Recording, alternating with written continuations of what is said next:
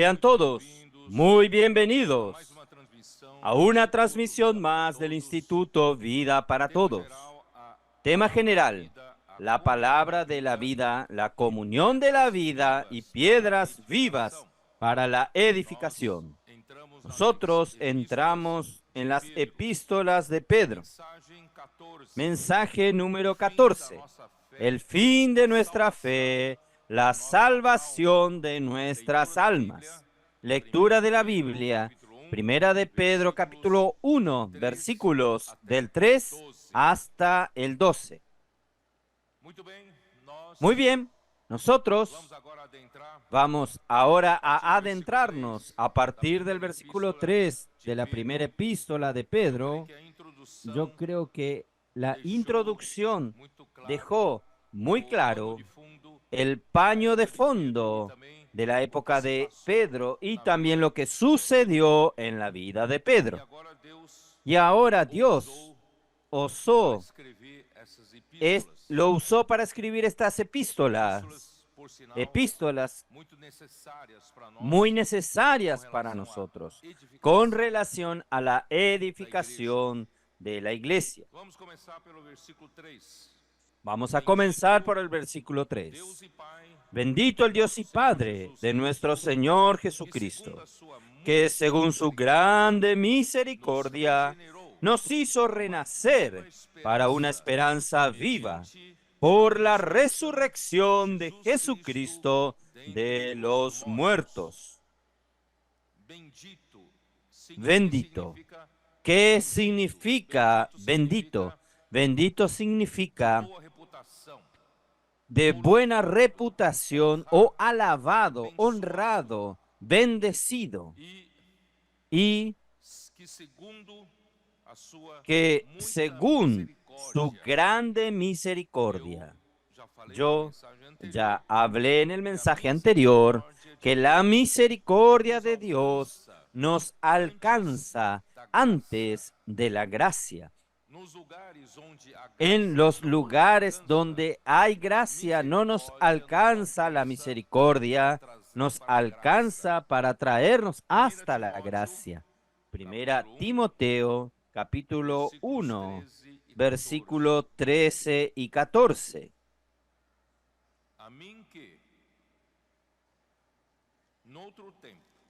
Habiendo yo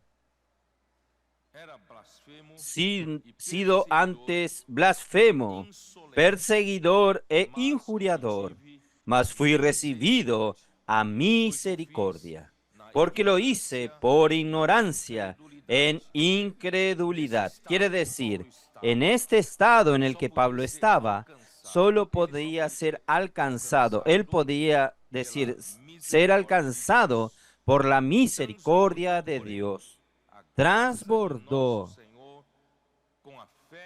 Pero la gracia de nuestro Señor fue más abundante con la fe y el amor que es en Cristo Jesús. Efesios capítulo 2, versículos 4 y 5.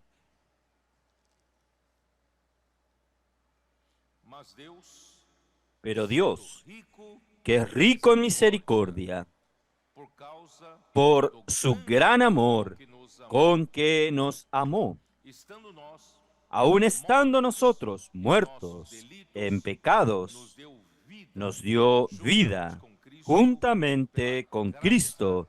Por gracia sois salvos. Esto quiere decir, nosotros estábamos en una condición tan miserable, que Dios tuvo que usar su misericordia. Y esta misericordia se origina en su gran amor por nosotros. Y la misericordia nos alcanza para que seamos salvos por la gracia. Ustedes están entendiendo este proceso, esta secuencia del proceso de Dios. En lugares donde la gracia no consigue alcanzarnos, Él nos alcanza con la misericordia, trayéndonos a la gracia. Y la misericordia se origina por el amor de Dios, el gran amor con que Dios nos amó. Y La misericordia. Nosotros ya leímos hoy de mañana, Romanos, capítulo 9, versículo 15.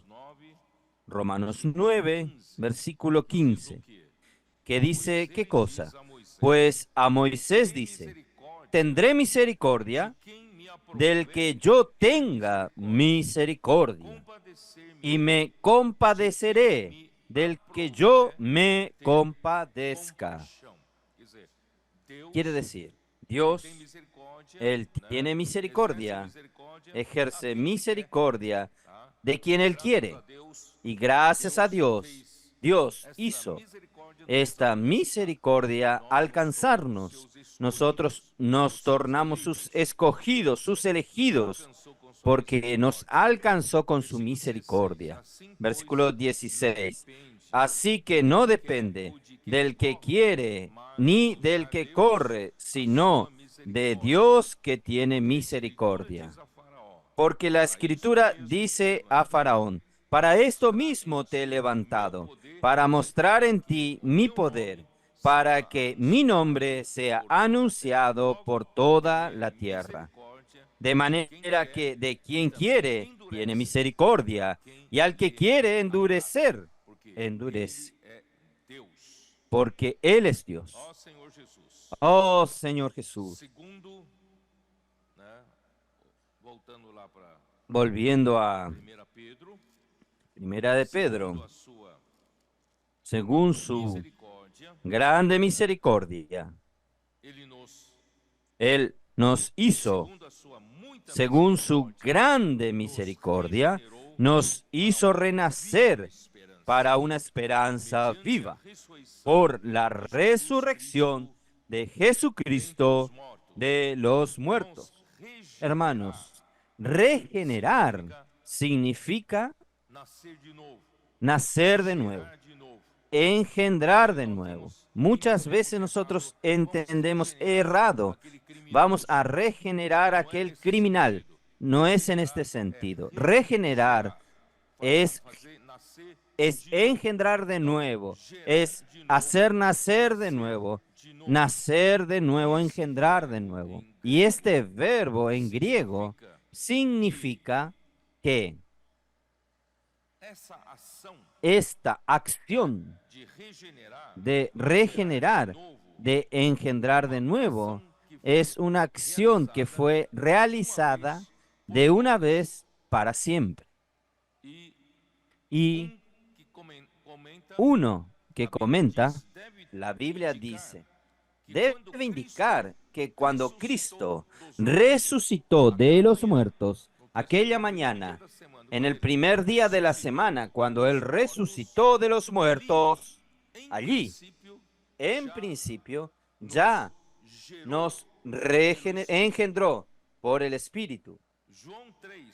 Juan 3, versículos 5 al 7, allí dice, vamos a leer, Juan 3,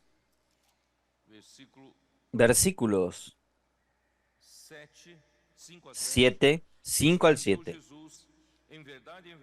De cierto te digo, que el que no naciere del agua y del Espíritu no puede entrar en el reino de Dios. Lo que es nacido de la carne, carne es, y lo que es nacido del Espíritu, Espíritu es. No te maravilles de que te dije, os es necesario nacer de nuevo. Entonces nosotros nacimos de nuevo, nacimos del Espíritu. ¿Y cuándo es que nosotros nacimos del Espíritu? Por este verbo en griego hay una indicación de que cuando Jesús resucitó de los muertos, nosotros allí nacimos. Sin embargo, en nuestra experiencia, nosotros nacimos. Esto sucedió en el momento cuando nosotros creímos en el Señor Jesús. No sé si los hermanos entienden. En nuestra experiencia, nosotros nacimos de nuevo cuando creímos en el Señor Jesús. Pero por este verbo en griego, existe un significado que cuando Cristo resucitó, aquel nuevo nacimiento que nosotros experimentamos cuando creímos en Jesús, esta acción ya había sido hecha. Entonces, de la misma manera, hermanos, que como la resurrección de Jesús abrió una viva esperanza para toda la humanidad, ustedes recuerdan cuando nosotros hablamos de Juan capítulo 20. Yo voy a recordarles a los hermanos, después de tantos sufrimientos, de tanta incredulidad, tanta injurias, calumnias, persecuciones, Jesús fue muerto en una cruz como un criminal, como un asaltante. Pero en el capítulo 20 comienza una nueva experiencia, una viva esperanza. Versículo 1, Juan 20. El primer día de la semana, María Magdalena fue de mañana, siendo aún oscuro, al sepulcro y vio quitada la piedra del sepulcro. Entonces corrió y fue a Simón Pedro y al otro discípulo, aquel a que amaba a Jesús, y le dijo: se han llevado del sepulcro al Señor y no sabemos dónde le han puesto. Y salieron Pedro y el otro discípulo y fueron al sepulcro. Corrían los dos juntos, pero y bajaron a mirar, vieron los lienzos puestos allí, pero no entraron. Confirmaron que vieron los lienzos allí, pero confirmaron que Jesús no estaba más allí. Cuando ellos volvieron, pero María Magdalena en el versículo 11, pero María estaba fuera llorando junto al sepulcro, y mientras lloraba, se inclinó para mirar dentro del sepulcro y vio a dos ángeles con vestiduras blancas que estaban sentados, el uno a la cabeza y al otro a los pies, donde el cuerpo de Jesús había sido puesto, y le dijeron: mujer, ¿por qué lloras? Les dijo: porque se han llevado a mi Señor y no sé dónde le han puesto. Cuando había dicho esto, se volvió y vio a Jesús que estaba allí, mas no sabía que era Jesús. Jesús le dijo: mujer, ¿por qué lloras? ¿A quién buscas? Ella, pensando que era el hortelano, le dijo: Señor, si tú lo has llevado, dime dónde lo has puesto y yo lo llevaré. Jesús le dijo: María. Volviéndose, ella dijo: Raboni, que quiere decir maestro. Jesús le dijo: no me toques, porque aún no subí a mi Padre, mas ve a mis hermanos y diles: subo a mi Padre y a vuestro Padre, a mi Dios y a vuestro Dios. Fue entonces María Magdalena para dar a los discípulos las nuevas de que había visto al Señor, que Él le había dicho estas cosas. Hermanos, en la resurrección de Jesús, todo sufrimiento, así como una mujer que está para dar a luz, sufre, grita de dolores de parto, pero después de todo ese sufrimiento, de todos los dolores de parto que ella pasa, consigue dar a luz al niño y después de dar el parto, la madre se olvida de todos los dolores, de todos los sufrimientos que ella pasó. Hermanos, ahora que Jesús resucitó, una nueva esperanza fue introducida para toda la humanidad, para todos nosotros que creímos en Jesús. Por eso, hermanos, la resurrección es realmente un nuevo día, un nuevo comienzo. Y yo creo que en términos prácticos, nosotros estamos experimentando en nuestros días este nuevo día, un nuevo comienzo. Todas las cosas se están tornando nuevas. Las cosas están andando de una manera impresionante. ¿Por qué? Porque la presencia del Señor está con nosotros y nosotros estamos trabajando en el descanso. Hermanos, qué maravilla. Todo esto porque Jesús resucitó y nos trajo una nueva esperanza y una viva esperanza para toda la humanidad. ¿Por qué? Porque después de la resurrección se hizo posible a Cristo como el Espíritu de verdad entrar en sus discípulos. ¿No es maravilloso, hermanos, esto? Cristo sufrió, sufrió y sufrió, murió en la cruz, pero cuando Él resucitó, Dios lo glorificó, lo hizo Señor y Cristo, y Él se tornó el Espíritu de verdad, el otro consolador, y Él entró en sus discípulos. Entonces, hermanos, ¿y cómo? Cuando Él entró en sus discípulos, en verdad, Él dio la vida eterna, la vida del Padre para sus discípulos, y Él siendo el camino, la verdad y la vida, Él introdujo a aquellos que creyeron, sus discípulos, y lo introdujeron en el Padre. Y al introducirlo en el Padre ahora tiene como santificar a estos discípulos por medio de la palabra, santificándolos en la verdad. Hermanos, todo esto nosotros hemos visto. Todo esto, yo no sé si ustedes entendieron. La resurrección se hizo posible. La regeneración. ¿La regeneración qué es? La regeneración es nacer de nuevo. ¿Qué es nacer de nuevo? Nacer del Espíritu, nacer de Dios. Si nosotros nacemos de Dios, la regeneración nos dio otra vida. ¿Qué vida es esta? La vida de Dios, la vida divina, la vida eterna. Y recibiendo, en la regeneración recibimos la vida y por medio del Espíritu que Él nos dio. Porque Jesús se tornó el Espíritu que da vida.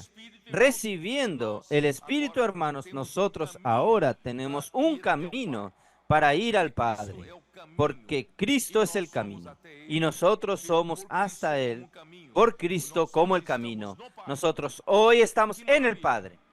¡Qué maravilla! ¿Y qué está haciendo el Padre? El Padre necesita santificarnos con la verdad. Por eso Jesús dice en Juan 17:17, santifícalos en tu verdad. Tu palabra es la verdad. Entonces, ahora que nosotros somos introducidos en el Padre y el Padre comienza a santificarnos en la verdad, y tu palabra es la verdad. ¿Por qué?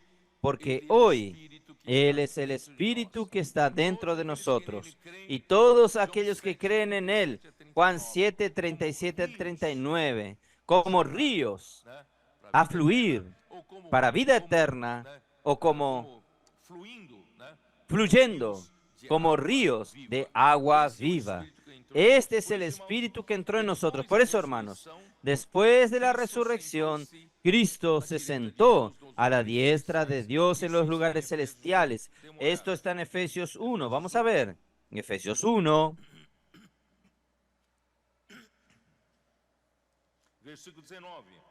Versículo 19. ¿Y cuál la supereminente grandeza de su poder para con nosotros los que creemos, según la operación del poder de su fuerza, la cual operó en Cristo, resucitándole de los muertos y sentándole a la diestra en los lugares celestiales? ¿Qué lugar es este? Es el lugar más alto, sobre todo principado y potestad, y poder y dominio, y de todo nombre que se pueda referir no solo en este presente siglo, sino también en el venidero. ¿No es maravilloso, hermanos?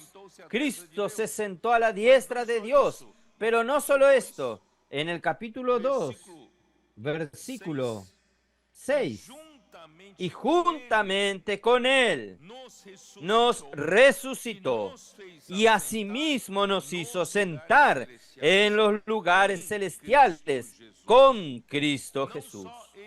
No solo Él esta supereminente grandeza del poder de Dios lo resucitó y lo hizo sentarse a la diestra de Dios en los lugares celestiales, en el lugar más alto sobre toda autoridad, sino que Él también hizo con que nosotros, la iglesia, fuésemos resucitados juntamente con Él. Y hoy a nosotros también fuimos sentados en los lugares celestiales en Cristo Jesús. Nosotros hoy tenemos una nueva perspectiva. Nosotros tenemos una nueva perspectiva de vida. De aquí en adelante, hermanos, nuestro futuro es brillante. Nosotros ya salimos de este mundo tenebroso. El Señor ya nos colocó en lugares celestiales, allí con Cristo. Esto ya nos dio una viva esperanza. Hermanos, esta es la viva esperanza mediante la resurrección de Jesucristo, el nuevo día, un nuevo comienzo. Ahora, hermanos, se hace posible que Dios realice su sueño, su voluntad, hermanos, que está en Efesios 1, 9 y 10. Yo siempre digo que los adolescentes saben esto. Ellos saben. ¿Cuál es el misterio de la voluntad de Dios?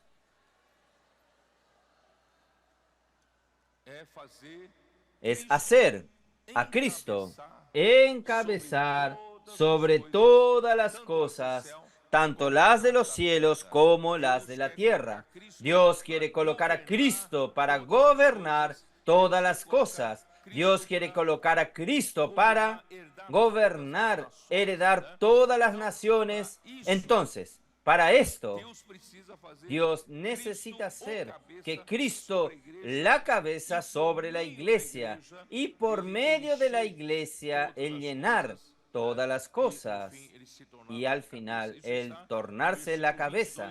Esto está en el versículo 22 y 23. Y sometió todas las cosas bajo sus pies y lo dio por cabeza sobre todas las cosas a la iglesia, la cual es su cuerpo, la plenitud de aquel que todo lo llena en todo. Hermanos, después de la resurrección de Cristo, esto se tornó posible. Hasta entonces no era posible. Ahora, esto se tornó posible, realizar el sueño de Dios. Y hermanos, para encabezar primeramente a la iglesia por medio de la dispensación de la gracia de Dios por los apóstoles. Esto está en Efesios 3, versículos 2. Si es que habéis oído de la administración de la gracia de Dios que me fue dada para con vosotros, que por revelación me fue declarado el misterio, como antes lo he escrito brevemente. Ahí en el versículo 8. A mí, que soy menos que el más pequeño de todos los santos, me fue dada esta gracia de anunciar entre los gentiles el evangelio de las inescrutables riquezas de Cristo. Entonces, para Dios realizar su sueño de encabezar a Cristo sobre todas las cosas, Él dio a Cristo a la iglesia para que la iglesia primeramente sea ella llena con la verdad y con Cristo. Por eso, hermanos, Dios necesita de un canal que dispensa la gracia de Dios a la iglesia. Este canal, hermanos, en el caso aquí es el apóstol Pablo, en su época. Entonces, en cada época Dios tiene un canal para dispensar sus riquezas por medio de su palabra de la vida. En la época de Juan era Juan dispensando la palabra de la vida y llevando a aquellos que reciben esta dispensación de la gracia para dentro de la comunión de la vida. Y así se torna posible que Dios llenarnos con la verdad. Capítulo 3, versículo 17. para que habite Cristo por la fe en vuestros corazones. ¿Cómo Dios va a llenar a su iglesia con la verdad, con la realidad? Hermanos, es llenarnos con Cristo. Cristo necesita comenzar a habitar en nuestro corazón. Yo no sé si necesito repetir todo. Hermanos, cuando nosotros creímos en Jesús, nosotros nacimos de nuevo. Fuimos regenerados. Y esta regeneración sucedió ¿en qué parte del hombre? Nosotros tenemos tres partes: espíritu, alma y cuerpo. Cuando nosotros creímos en Jesús, nosotros nacimos de nuevo. Nosotros nacimos de nuevo ¿en qué parte? En nuestro espíritu. Nuestro espíritu recibió el Espíritu de Dios y la vida de Dios entró en nosotros y nosotros nacimos un hijo de Dios en nuestro espíritu. Estamos en lo correcto. Entonces, la primera parte está resuelta. Nuestro espíritu fue salvo. Fue salvo.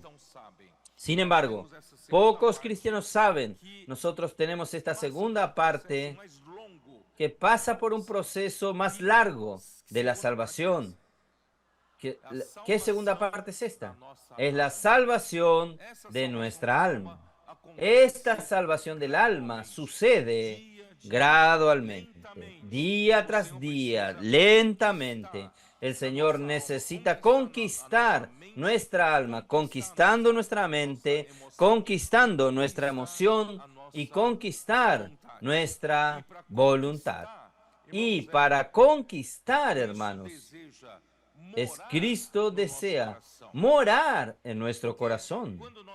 Porque cuando nosotros nacimos de nuevo, el Espíritu de Dios está en nuestro espíritu. Cristo está en nuestro espíritu. Pero nosotros necesitamos invitarlo para entrar en nuestra alma. Usted necesita invitarlo. Usted ya invitó a Cristo para entrar en su alma. Usted debe decirle a él: Cristo, yo no puedo dejarte encerrado en el cuarto de huéspedes. No puedo dejar a usted encerrado solo en mi espíritu. Voy a abrir mi alma, mi corazón, para que el Señor pueda habitar en mi alma. Ahí entonces es el versículo 17, para que habite Cristo por la fe en vuestros corazones. ¿Usted lo invitó? Cristo entonces pasa a habitar en usted. ¿Pero habitar cómo? ¿Cómo consigue este proceso? Entonces aquí dice: habite Cristo en vuestros corazones por la fe. ¿Por la fe en qué? Por la fe en la palabra. Por eso, hermanos, hay un canal que dispensa la palabra de Dios. Pablo, en su época, era aquel que dispensaba la revelación de Jesucristo, el evangelio de las inescrutables riquezas de Cristo. Y usted tiene que creer en la palabra que Dios habla a través de Pablo. Y cuando usted cree, esta fe hace con que usted invite a Cristo, que es la palabra, para entrar en su corazón. Y cuando Cristo es invitado para entrar en su corazón, Él entra, ya establece una base. ¿Cuál es la base? ¿Cuál es la base? Él entra en su corazón, ya establece una base. Es la base del amor. Raíz, cimientos de amor. Porque de aquí en adelante, hermanos, la historia, nuestra historia con Dios es una historia de amor. Y nuestra historia con los hermanos, porque yo voy a leer aquí no es una historia individual, es una historia colectiva. Entonces, mi historia con Cristo, con Dios, es una historia que tiene la base de amor. Y mi historia con los hermanos, con otros miembros del cuerpo de Cristo, también tiene que tener esa misma base, esta base de amor, este cimiento de amor. Porque de ahí en adelante, hermanos, nosotros solo vamos construyendo con amor. vamos entretejiendo, como un tejido, vamos siendo entretejidos en amor. ¿Está bien? ¿Ahí de qué manera? Versículo 18. Seáis plenamente capaces de comprender con todos los santos cuál sea la anchura, la longitud, la profundidad y la altura. ¿De qué? ¿De qué? Y es de Cristo, o propiamente del amor. ¿Por qué? Si Cristo entró en su corazón, ya estableció una base. Lo que Él quiere hacer sobre esa base es el amor. Esta base de amor, porque la estructura será el amor. Yo no sé, es que mi cabeza es un poco de ingeniero. Yo estudié ingeniería civil y toda construcción, toda edificación, usted necesita, antes de usted construir la estructura, usted necesita hacer un buen fundamento, una buena base. Estos días, Jonas nos explicó lo que se gastó en el volumen de concreto sobre el suelo. No se puede comparar lo que nosotros gastamos bajo el suelo. Bajo el suelo son tubos, agujeros de un diámetro grande y profundos. Y no sé si ustedes saben que en el momento en que nosotros hacíamos el concreto de esos agujeros, los camiones de concreto hacían filas. Tanto era el volumen de concreto que necesitaba ser colocado. Hermanos, el fundamento tiene que ser bien hecho para poder usted colocar. Nosotros, ingenieros, llamamos de superestructura. El cimiento, los fundamentos, nosotros llamamos de infraestructura.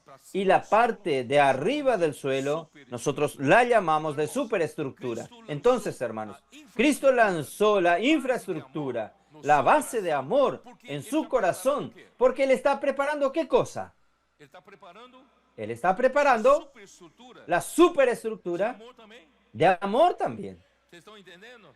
¿Ustedes entienden? Entonces, hermanos, si Él echó los cimientos y la raíz del amor es porque Él quiere construir, colocar sobre ese fundamento el propio amor. ¿Y qué tamaño es ese amor? Es inmensurable. Entonces nosotros no conseguimos en nuestra mente natural entender cuál es el cumplimiento, cuál es la profundidad, cuál es la altura de este amor. Nosotros no conseguimos comprenderlo, pero yo consigo comprender con todos los santos. Yo solo no consigo comprenderlo, pero junto con ustedes en el cuerpo yo consigo comprenderlo.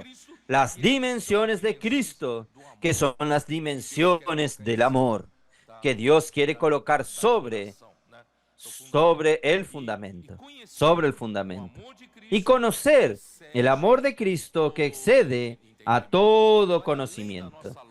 Va más allá de nuestra lógica, más allá de nuestra racionalidad, es algo espiritual.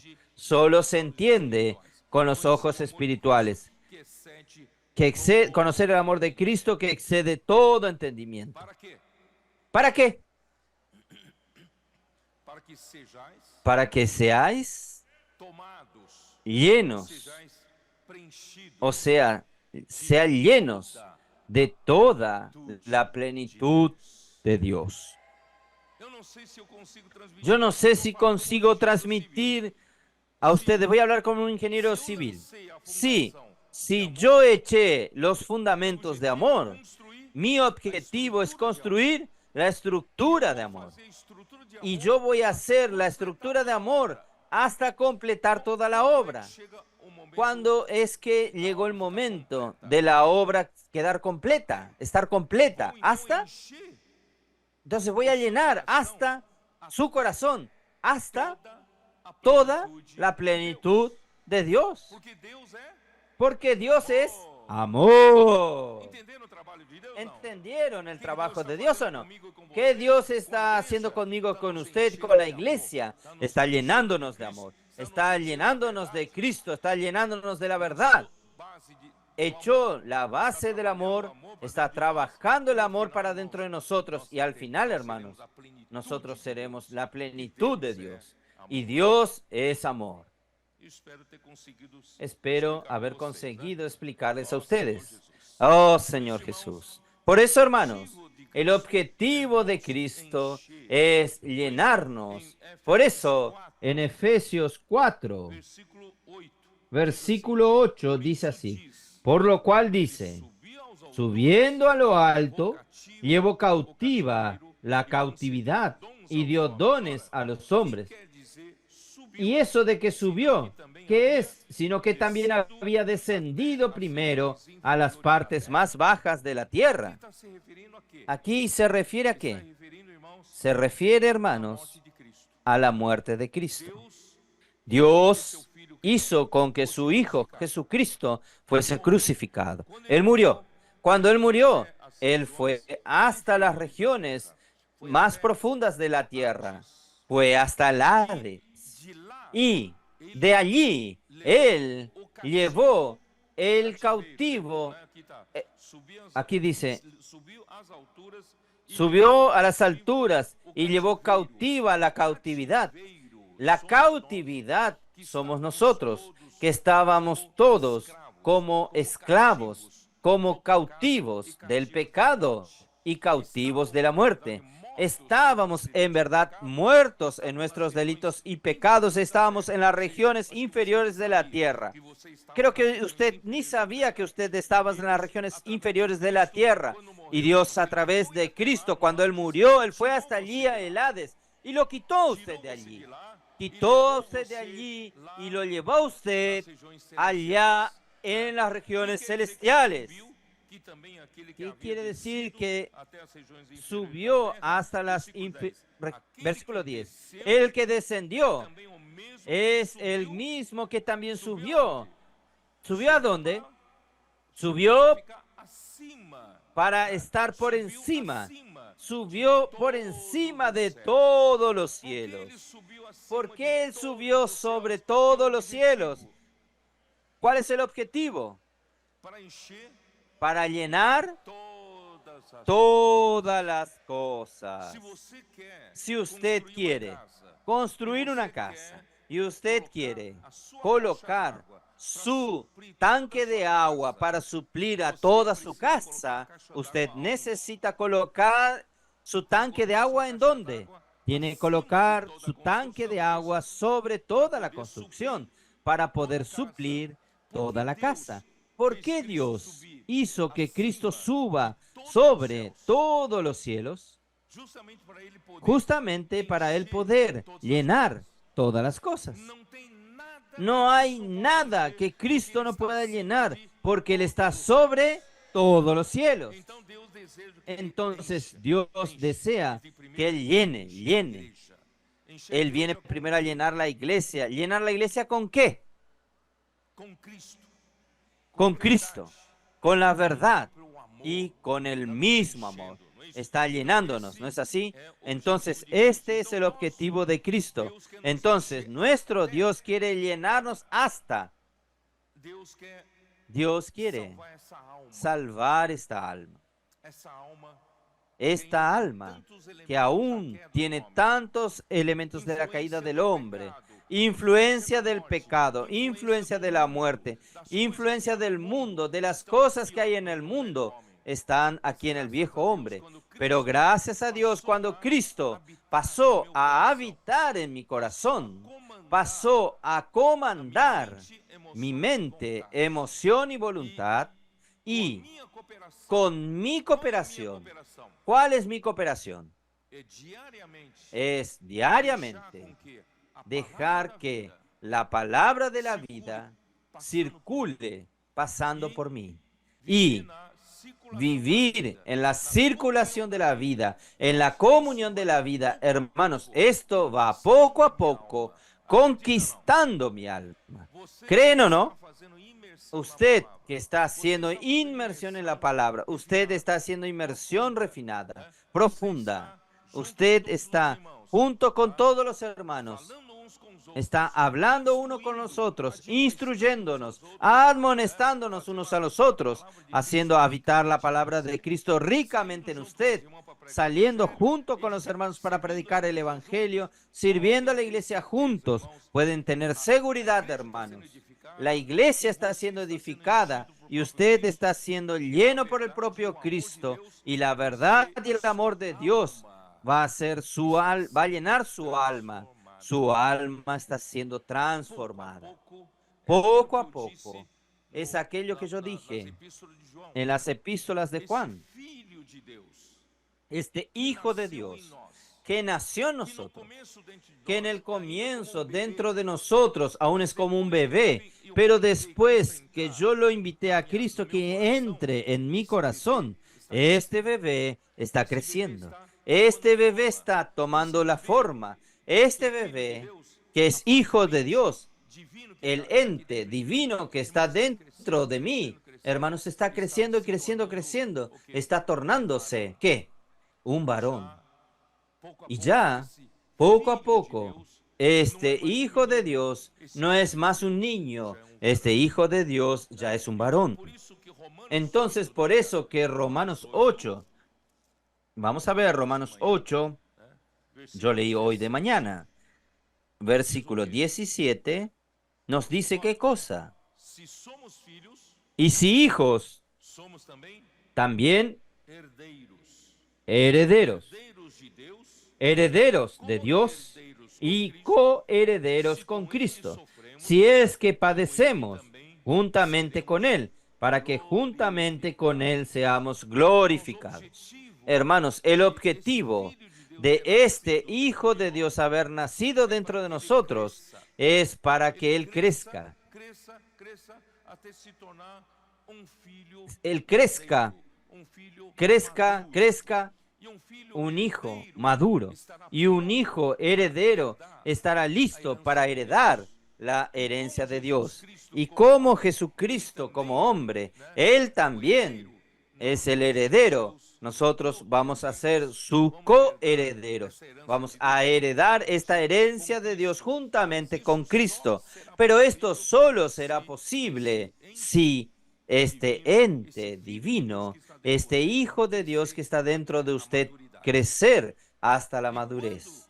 Y cuando crece hasta la madurez, sabe que la Biblia lo llama. Cuando llegue este momento de madurez, la Biblia lo llama de filiación. Es plena filiación. Este hijo creció. Cristo está formado. Poco a poco está siendo formado en usted. Y cuando llega el momento listo, llegó la plena filiación. Y cuando llegó la plena filiación, ¿qué sucedió? Mi espíritu ya había sido salvo cuando creí en Jesús. Mi alma ahora, cuando llega la plena filiación, mi alma también será salva. Entonces yo tengo el espíritu salvo, yo tengo mi alma salva, yo solo tengo este cuerpo aún, que es corruptible. Este cuerpo aún es mortal. Entonces, cuando el Señor vuelva, el Señor también va a decir, su espíritu está salvo, su alma está salva, y ahora solo falta su cuerpo. Yo voy a transfigurar este cuerpo. Yo te voy a dar un cuerpo de gloria, un cuerpo de resurrección, un cuerpo inmortal. Y todas nuestras tres partes serán llenas de gloria. ¿Está? No sé, voy a leer un poco para que ustedes entiendan. Romanos 8:18. Porque tengo por cierto que las aflicciones del tiempo presente, hermanos, también hablaba de sufrimientos. Y lo que Pedro va a hablar. Porque tengo las aflicciones del tiempo presente, no son para salvación del alma, hermanos. Existe un proceso que exige sufrimiento. Yo voy a explicarles a ustedes. El sufrimiento, las aflicciones del tiempo presente no son comparables con la gloria venidera que en nosotros ha de manifestarse. Este Hijo de Dios que está en nosotros, conforme Él va creciendo, hermanos, en esta vida que está dentro de nosotros, esta vida ya tiene la gloria en sí, porque Él es hijo de Dios, ya tiene la gloria en sí. Entonces, cuando Él madure, cuando llegue a un varón perfecto, hermanos, estará lleno de gloria. Y esta gloria necesita, en determinado día, va a ser revelada. Entonces, por eso Él dice, no puede ser comparado con la gloria venidera que nosotros ha de manifestarse. Para esta gloria se manifieste en usted, usted tiene que cultivar esta vida. Necesita hacer esta vida crecer, crecer, que es la salvación de su alma. ¿Está bien? Porque el anhelo ardiente de la creación es el aguardar la manifestación de los hijos de Dios. El mundo no sabe que nosotros somos hijos de Dios. Sus compañeros no saben que usted es hijo de Dios. Usted es diferente. Dentro de usted hay un ser divino. Dentro de usted hay un ser que posee la gloria. Y Él no sabe que usted está dejando que este hijo crezca. Él va a crecer, crecer y va a llegar un momento, hermanos. No se puede retener más. La gloria será revelada. Entonces, por eso en el versículo 21, porque también la creación misma será libertada de la esclavitud de la corrupción a la libertad gloriosa de los hijos de Dios. Esto quiere decir, cuando nosotros alcanzamos este punto, este Cristo dentro de nosotros crece, crece hasta tal punto, no puede retenerse más, la gloria va a ser revelada. Cuando aparezca esta gloria en la venida de nuestro Señor Jesucristo, hermanos, nosotros vamos a libertar a toda la creación de la corrupción, ¿cómo es? Del cautiverio de la corrupción, de la esclavitud de la corrupción. No sé si ustedes saben, cuando el hombre comió del árbol del conocimiento del bien y del mal, y la muerte, el pecado entró en el hombre y entró en el mundo, la muerte entró en el mundo, hermanos, en ese momento nosotros somos culpables. Por la corrupción también entró en la creación. No sé si ustedes percibieron. Yo estoy aquí espantando los mosquitos. Yo tuve que pasar un poco de repelente. A veces ellos son tan violentos que yo tengo que espantarlos. Hermanos, estos mosquitos que nos perturban es por causa de la corrupción. Nosotros fuimos los que corrompimos a la creación, y toda la creación está bajo esta maldición, bajo este cautiverio de la corrupción, por causa que el hombre permitió la entrada del pecado en el mundo y la muerte en el mundo. Nosotros somos culpables. El hombre es culpable, pero el hombre también va a liberarlos. ¿Quién los va a liberar? Usted, si usted permite este Hijo de Dios que está dentro de usted crecer, crecer, crecer, la salvación del alma, se realizar en usted, hacer que esta gloria de los hijos de Dios se manifieste. Cuando se manifieste, hermanos, la creación será toda liberada. Hoy nosotros tenemos animales feroces que matan personas, matan a otros. Cuando sea liberada, no habrá más eso. Un león puede estar apacentando al lado de un cordero. Un niño puede tomar una cobra. Toda la creación será pacificada. No habrá más culpables. Y también nosotros vamos a liberarlos cuando sea revelada la gloria de los hijos de Dios. Por eso, hermanos, el último versículo 23, no solo ella, sino que también nosotros mismos que tenemos las primicias del Espíritu, nosotros también gemimos dentro de nosotros mismos, esperando. Infelizmente, esa traducción de adopción de hijos no es buena. Nosotros no somos hijos adoptados. Aquí es aguardando, esperando la filiación. Pero ¿por qué las personas tienen dificultad en traducir para filiación? Porque no es solo ser hijos, sino ser hijos maduros, hijos crecidos, hijos que alcanzaron el nivel de ser hijos herederos. Entonces, cuando alcancemos la filiación en ese nivel, aquí dice,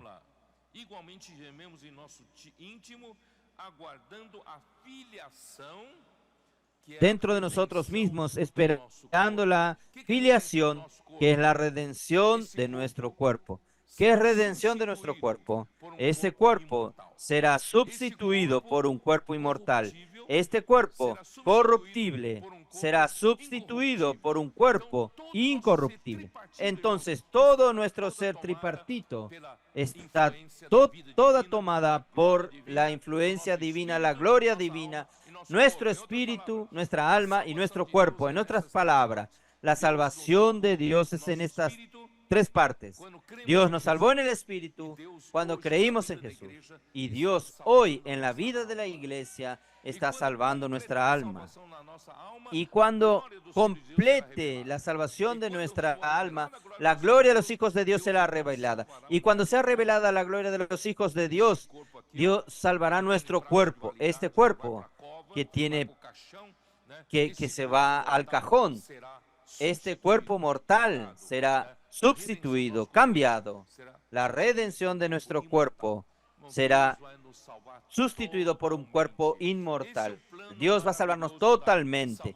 Este es el plan maravilloso para la salvación del hombre. Entonces vamos a continuar. Señor Jesús. Primera Pedro.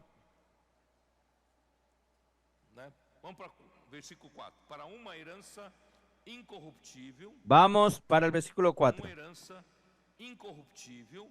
Para una herencia incorruptible, inmarcesible, reservada en los cielos para vosotros.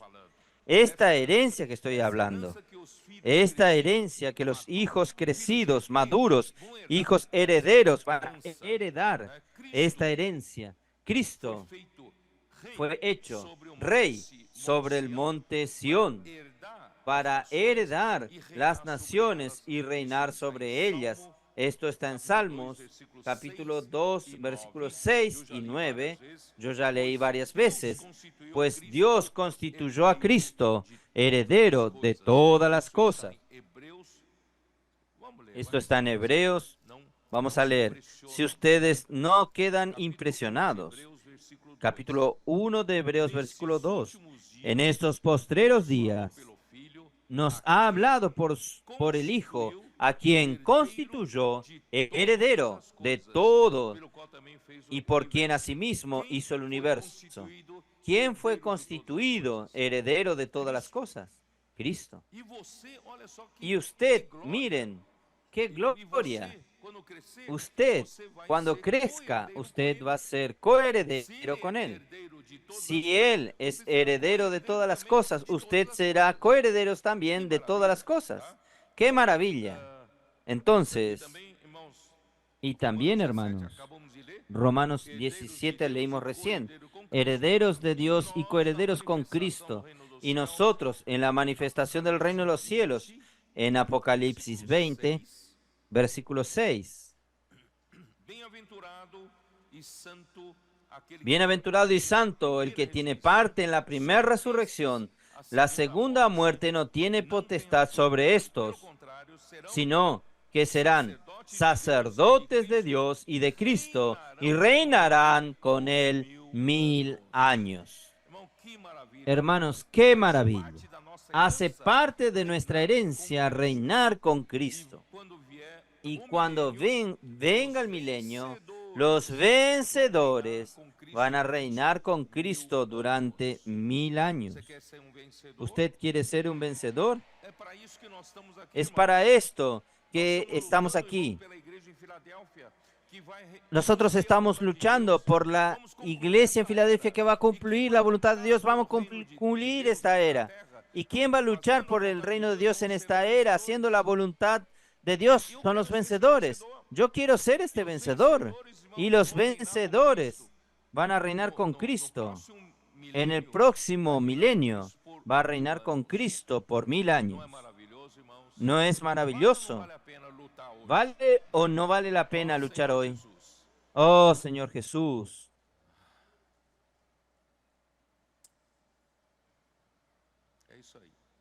Es eso. Creo que ya hablé todo lo que tenía que hablar. Yo ya hablé, en verdad. La plena filiación implica la salvación completa, la salvación de nuestro espíritu, la salvación de nuestra alma y la redención de nuestro cuerpo. La salvación del espíritu ocurre en nuestra regeneración cuando creemos en el Señor Jesús.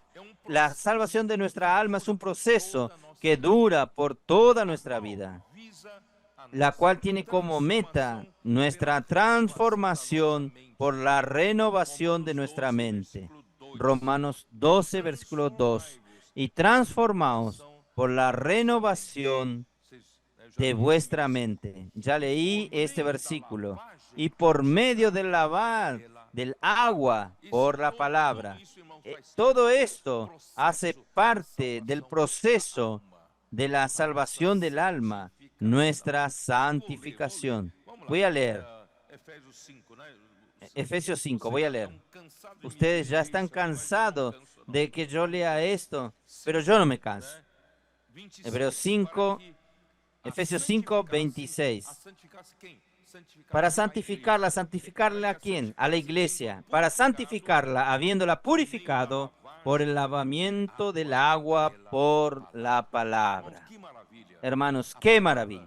La palabra circula entre nosotros. La palabra es corriente, corre. Es la que nos trae vida, nos trae la salvación de nuestra alma. Nosotros estamos siendo salvos cada día por la circulación de la vida, por la palabra de la vida y por la comunión de la vida. Es tanto en Hechos 2:42 como en Primera de Juan, capítulo 1, versículo 3, a través de la circulación de las enseñanzas de los apóstoles, efectuada por los miembros del cuerpo, hablando, enseñando y admonestando entre sí. Esto ya leí en Efesios 5, 18 y 19 y Colosenses 3, 16. De esta manera, los miembros del cuerpo crecerán como hijos maduros de Dios, dejarán de andar según la carne para andar según el Espíritu. Y todos los que son guiados por el Espíritu de Dios son hijos de Dios.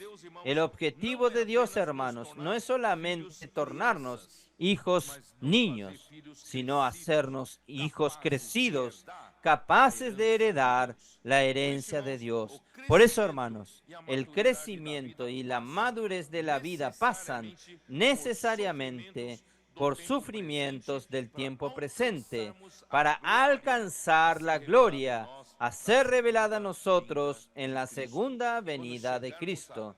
Cuando lleguemos a la plena filiación, la redención de nuestro cuerpo, que es la salvación de nuestro cuerpo, cuando éste será revestido de incorruptibilidad. Cuando la iglesia complete la santificación en verdad por la palabra, la gloria que nos es transmitida. Esto quiero que voy a leer. Juan capítulo 17. Juan 17. Es maravilloso ese trecho de Juan 17. Juan 17, 17 dice: santifícalos en tu verdad, tu palabra es verdad. Como tú me enviaste al mundo, así yo los he enviado al mundo, y por ellos yo me santifico a mí mismo, para que también ellos sean santificados en la verdad. Hermanos, el proceso de la salvación del alma implica que nosotros seamos santificados en la verdad. Esto quiere decir, nuestra naturaleza del viejo hombre necesita ser sustituida por la naturaleza santa de Dios. Pero esto solo santificándonos en la verdad, y la palabra de Dios es la verdad que nos santifica. No ruego solamente por ellos, sino por aquellos que van a creer en mí por intermedio de su palabra. ¿Para qué? Este proceso de la salvación del alma, de la santificación con la verdad, tiene una finalidad. ¿Cuál es la finalidad? De hacernos todos uno. Pero no uno de amigos. No es ser uno de comiendo pizza juntos, sino que es la unidad que hay entre el Padre y el Hijo. como tú, oh Padre, en mí y yo en ti, que también ellos sean uno en nosotros, para que el mundo crea que tú me enviaste. Hermanos, esta unidad es peculiar, esta unidad es divina, esta unidad es orgánica. No hay como imitarla. ¿Y quién está haciendo este trabajo? Es esto aquí, versículo 22. La gloria que me diste, yo les he dado para que sean uno, así como nosotros somos uno. Hermanos, esta vida del Hijo de Dios que está dentro de nosotros, esta vida está llena de gloria. Sí, recibimos la palabra de exterior. Esta palabra trae más vida, hermanos. Y esta gloria tiene como meta introducirnos cada vez más para dentro de Dios, para tener esta unidad orgánica. Es difícil yo explicarles a ustedes, pero Dios quiere hacerles ¿qué cosa? Ser totalmente uno, como el Padre es uno con el Hijo y el Hijo con el Padre. Versículo 23. Para que sean uno como yo en ellos, ahora entramos en esta unidad, y tú en mí, para que sean perfeccionados en la unidad. ¿Qué es esta unidad? ¿Qué es esta unidad? Esta unidad, hermanos, es esta unión, esta conexión tan perfecta, tan fuerte, que es hecha por amor. El amor de Dios, yo ya les dije a ustedes, yo me arriesgo a decir, el amor de Dios es un pegamento, es un adhesivo. El amor de Dios es aquel elemento que nos une, cuando nos liga, cuando nos pega, no nos suelta más. Él está cada vez más. El amor de Dios está uniéndonos. Esta unidad viene de esta unión, de este pegamento. Cuando yo hablé esta palabra, un hermano que vive en los Estados Unidos, él me mandó una versión en inglés. La versión en inglés dice que el amor de Dios que nos conecta, nos liga con perfección. Hermanos, esta palabra en inglés es bounce. Esta palabra bound también es pegamento, es adhesivo. Entonces, hermanos, por eso que ustedes aquí en Brasil, aquí hay una marca que se llama Super Bonder, porque bond es también pegamento. Hermanos, el amor de Dios es el super bonder, el super pegamento. Está uniéndonos, pegándonos, yo y usted y nosotros con Dios. Y este pegamento orgánico, divino, está pegándonos y haciéndonos uno.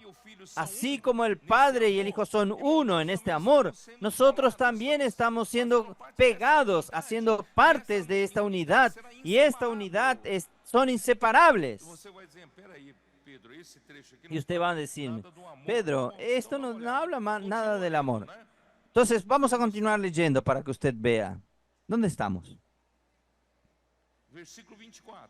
Versículo 24. Padre, aquello que me has dado, quiero que yo, donde yo estoy, también ellos estén conmigo, para que vean mi gloria que me has dado, porque me has amado desde antes de la fundación del mundo. Esta unidad del Padre con el Hijo es por causa del amor que había desde la fundación del mundo. Versículo 26. Y yo les he dado a conocer tu nombre y lo haré conocer aún, para que el amor con que me has amado esté en ellos y yo en ellos. Donde hay amor, hay unidad. Esta unión, esta unión, Dios desea unirnos, perfeccionarnos en la unidad, es por medio de este trabajo del amor. Oh, Señor Jesús. Yo no sé más cómo explicarles, pero hermanos, es esto. Yo creo que el Espíritu les va a revelar a ustedes. Hermanos, hoy nosotros estamos siendo guardados por el poder de Dios mediante la fe, continuando en Primera de Pedro, que sois guardados por el poder de Dios por la fe, para la salvación preparada, para ser revelada en los postreros días. ¿Qué salvación es esta? ¿Qué salvación es esta? Estamos siendo guardados por el poder de Dios mediante la fe, guardados para la salvación que va a ser revelada en los tiempos postreros. ¿Qué salvación es esta? Es la salvación de nuestra alma, que implica la salvación completa. ¿Por qué? Porque la salvación del Espíritu ya fue hecha cuando creímos en Jesús. La salvación de nuestro cuerpo, cuando Cristo vuelva, nosotros vamos a recibirla. Pero si la parte del medio no es salva, no tendremos la salvación completa. Por eso, hermanos, hoy, en cuanto vivamos en este cuerpo, ustedes saben que la salvación del alma solo va a ser realizada en cuanto estamos vivos en este cuerpo. Cuando nosotros morimos físicamente, terminó la oportunidad. El nivel que usted alcanzó, no hay más oportunidad o de mejorar o empeorar. ¿No es así? Por eso, hermanos, en cuanto estamos vivos, vamos a trabajar para esta salvación del alma. ¿Cómo trabajar en la salvación del alma? Palabra de la vida, comunión de la vida, inmersión, practicar la palabra junto con los hermanos, salir para predicar el evangelio, servir junto con los hermanos, hablando entre nosotros, circulando esta palabra. Es así. Ahora solo falta un elemento. Versículo 6. En lo cual vosotros os alegráis, aunque ahora, por un poco de tiempo, si es necesario, tengáis que ser afligidos en diversas pruebas.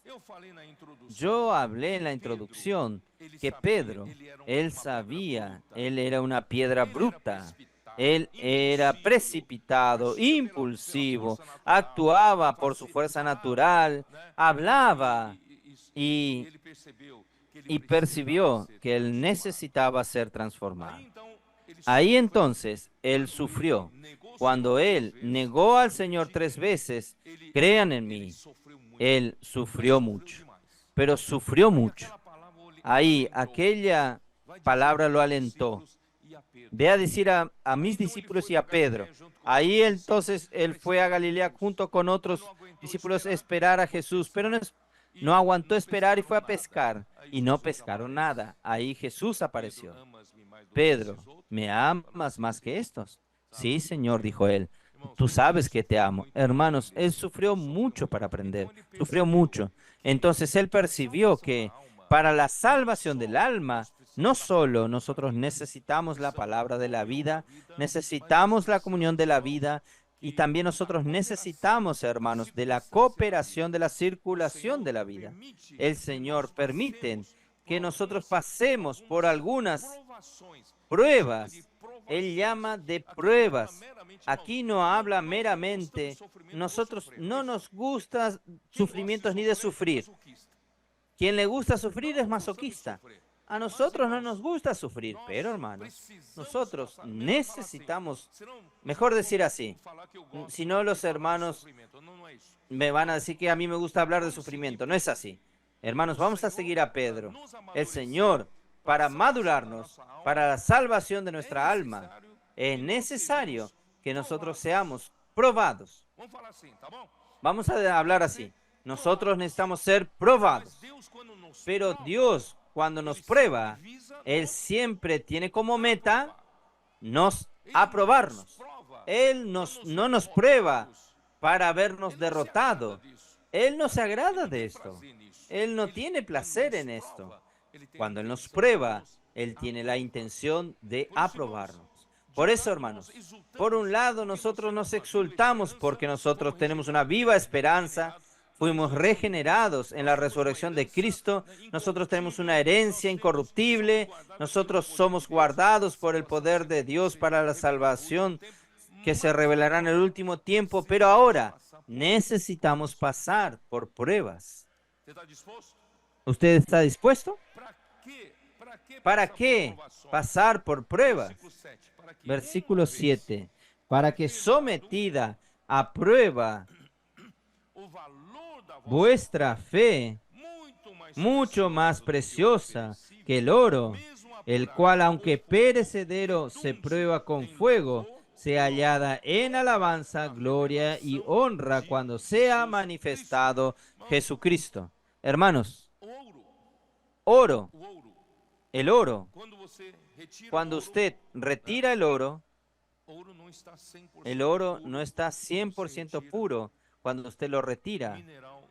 El mineral aún hay muchas impurezas. El oro, para quedar puro, necesita ser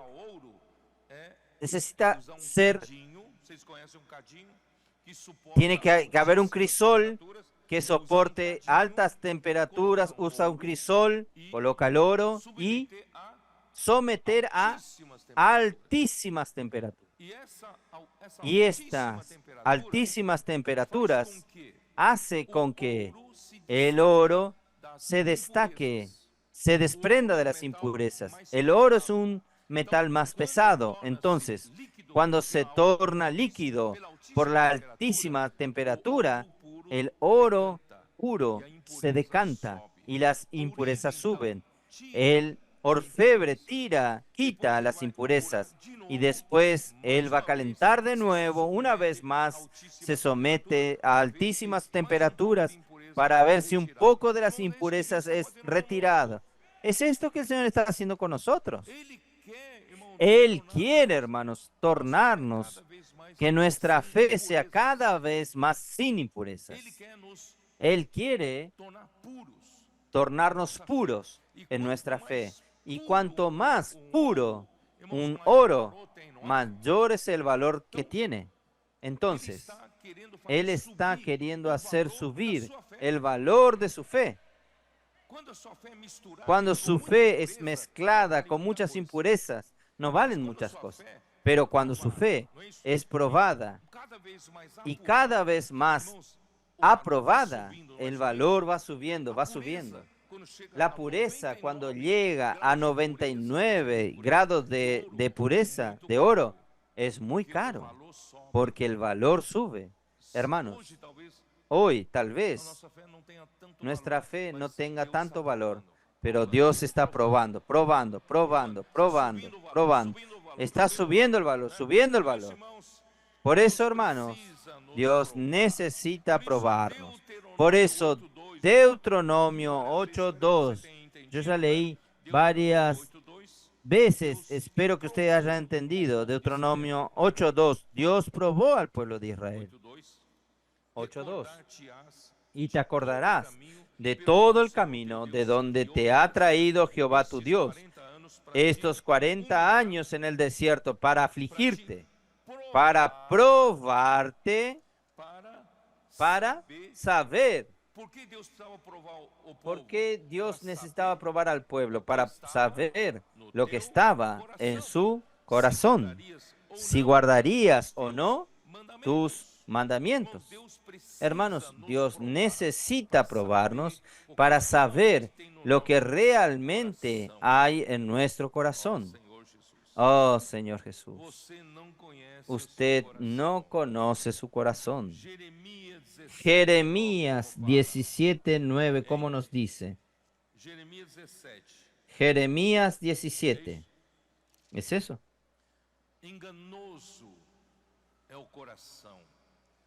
Engañoso es el corazón más que todas las cosas y perverso. ¿Quién lo conocerá? Hermanos, solo cuando es probado por el fuego es que nosotros vamos a conocer lo que hay en nuestro corazón. Nuestro corazón es muy engañoso, nos engaña. Por eso, hermanos, nuestro corazón nos engaña. Muchas veces nosotros nos creemos buenos, espirituales, capaces, pero no tenemos idea de cuánto Él es corrupto. Por eso necesitamos de los sufrimientos para mostrar lo que está en nuestro corazón.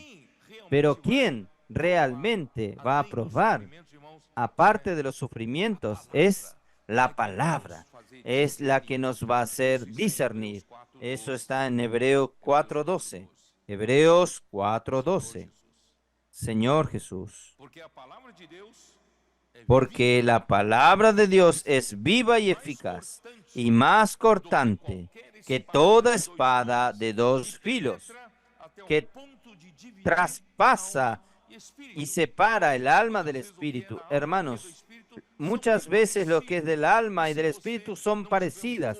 Y si usted no tiene un fuego para separar, usted no consigue separarlos. Pero hermanos, gracias a Dios, por un lado nosotros tenemos tribulaciones para aprobarnos y por otro lado, por la circulación de la vida, nosotros tenemos la palabra viva y eficaz. Nosotros conseguimos discernir lo que es espíritu y lo que es espíritu y lo que es alma. Y discierne los pensamientos y las intenciones del corazón. Recuerden lo que yo hablé. El corazón es engañoso. Lo engaña a usted. Entonces, muchas veces usted piensa que él es bueno, pero tiene malos pensamientos, tiene propósitos equivocados. Entonces, ¿cómo nosotros vamos a saber? Es por la palabra. Por un lado, estamos siendo probados por las circunstancias, pero por otro lado, una circulación de la palabra viva y eficaz. Opa, yo soy iluminado, mi corazón está engañándome. Yo quiero ser probado por el Señor. Cuando Dios nos prueba, Él quiere eliminar nuestras impurezas con el fin de aprobarnos. Por tanto, los sufrimientos no son meramente para hacernos sufrir, y sí para hacernos crecer y promover la salvación de nuestra alma. En la segunda venida de Cristo, el resultado de la prueba o el resultado del test de nuestra fe será revelado. Cuando usted va a un laboratorio y hace pruebas, test, exámenes, él va a decir, el resultado será entregado en tal día. Cuando el Señor vuelva, el resultado de la prueba será entregado para nosotros. Usted va a ser aprobado o reprobado. Hermanos, yo quiero ser aprobado. Ahí vamos a seguir. Vamos a intentar terminar. Primera de Pedro 1, versículo 8. ¿A quién amáis sin haberle visto? ¿En quién creyendo, aunque ahora no lo veáis, os alegráis con gozo inefable y glorioso? Hermanos, es un gran misterio. Nosotros amamos tanto a aquel que nosotros no hemos visto y no vemos. No es inexplicable. Nosotros nunca vimos a Jesús físicamente, pero hermanos, con los ojos de la fe, nosotros lo vemos. Nosotros lo amamos tanto. Aquel que nosotros, Pedro y Juan, ellos lo vieron, ellos contemplaron, con sus propias manos lo palparon, pero nosotros no lo vimos. Yo no vi, ni usted lo vio. Pero hermanos, aunque en su venida, 1 Juan 3:2, nosotros lo veremos como Él es, pero ahora nosotros no lo vemos, pero nosotros creemos, exultamos con alegría indecible, llena de gloria, inefable. Hermanos, qué cosa maravillosa. Ayer a la noche, qué fiesta, aquella alegría, aquel amor que está circulando dentro de nosotros. Hermanos, yo no sé cómo decirles. Yo estaba tan emocionado, amando al Señor, viendo todo aquello. Hermanos, nosotros amamos al Señor con alegría inefable. Esta alegría es llena de gloria. No es la alegría de este mundo, hermanos. Esta alegría, hermanos, no hay en el mundo. No hay en el mundo, ni en el mundo religioso. Esta alegría que nosotros tenemos aquí, cantando, alabando juntos y compartiendo, haciendo inmersión, gritos de guerra. Esta alegría es inefable. No podemos ni explicarlo. Es llena de gloria. ¿Para qué? Para obtener el fin de vuestra fe, que es la salvación de vuestra alma. Hermanos, cuando nuestra alma sea totalmente salva, nosotros llegaremos al fin de nuestra fe. Es para esto que sirve la fe, para continuar recibiendo la palabra, el suplir de la palabra, la comunión de la vida, para alcanzar la salvación del alma. Hermanos, esta salvación es tremenda. Esta salvación va a introducirnos en la gloria de Dios. Esta salvación va a introducirnos para reinar juntamente con Cristo. La salvación orgánica solamente se tornó posible después de la muerte y resurrección de Cristo. Por tanto, hermanos, yo quiero decirles a usted, yo voy a necesitar los tres versículos finales. Vamos a terminar leyendo los tres. Fue con los profetas que profetizaron de la gracia destinadas a vosotros, inquirieron y diligentemente indagaron acerca de esta salvación. Ellos indagaron, investigaron. Ellos vieron que esta salvación es tan maravillosa, tan maravillosa. ¿Está reservada para quién? Ellos quedaron, los profetas de antiguamente. Versículo 11. Escudriñando qué personas y qué tiempos indicaba el Espíritu de Cristo que estaba en ellos.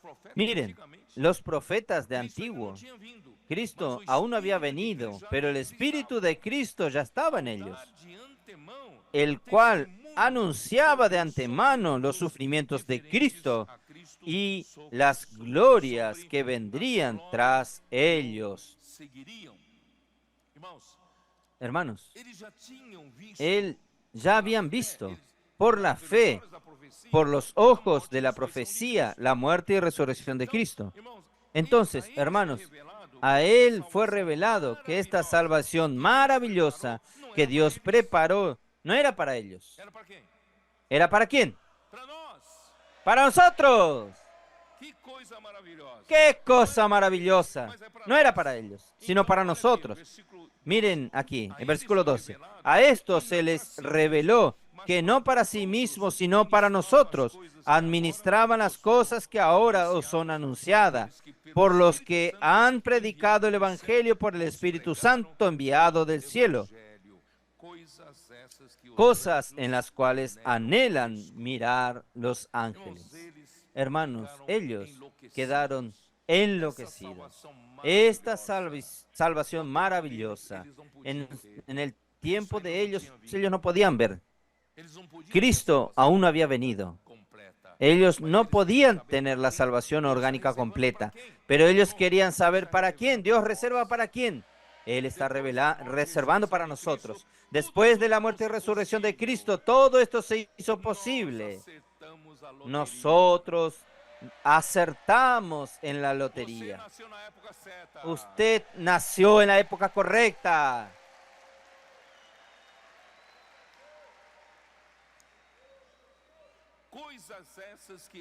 Cosas estas que anhelan mirar los ángeles. Ustedes saben que esta salvación es tan maravillosa que hasta los ángeles anhelan mirar. Palabra mirar en griego es paracoptos. ¿Qué significa paracoptos? Significa alguien que se encurva hacia adelante y estira el pescuezo para ver y examinar con curiosidad. Algunos clubes del interior, a veces hay días de juegos y los muros no son muy altos. Cuando llega el día de un juego importante de fútbol, los muchachos van y suben al muro y hacen así, estiran el pescuezo para poder ver el juego. Los ángeles están haciendo así sobre el muro, están estirando el pescuezo y mirándolo a ustedes.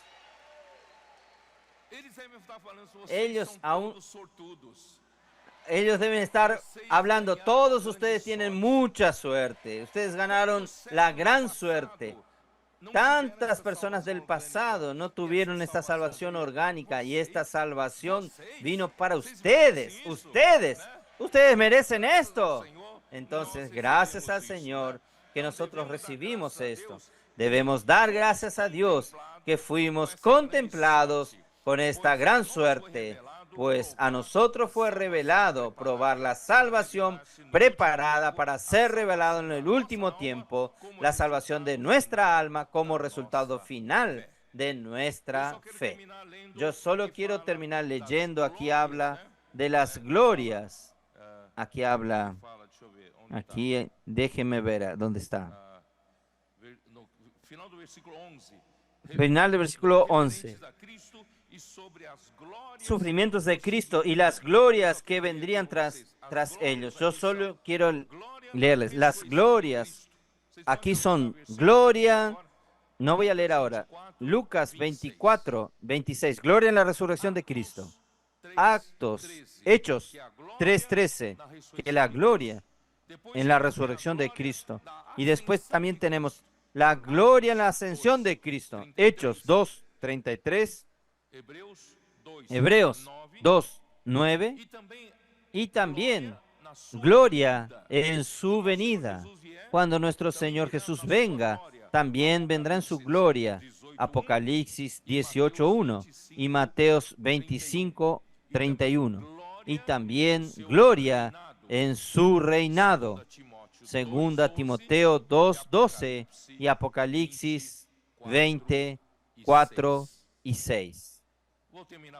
Voy a terminar aquí, hermanos. Nosotros ganamos la gran suerte. Nosotros tenemos todas las chances de que nuestra alma probada, transformada, nuestro corazón totalmente limpio, para que el valor de nuestra fe llegue al máximo de pureza posible. Y cuando el Señor Jesús vuelva, nosotros seremos aprobados. Y los aprobados van a reinar con Cristo por 1000 años. Amén.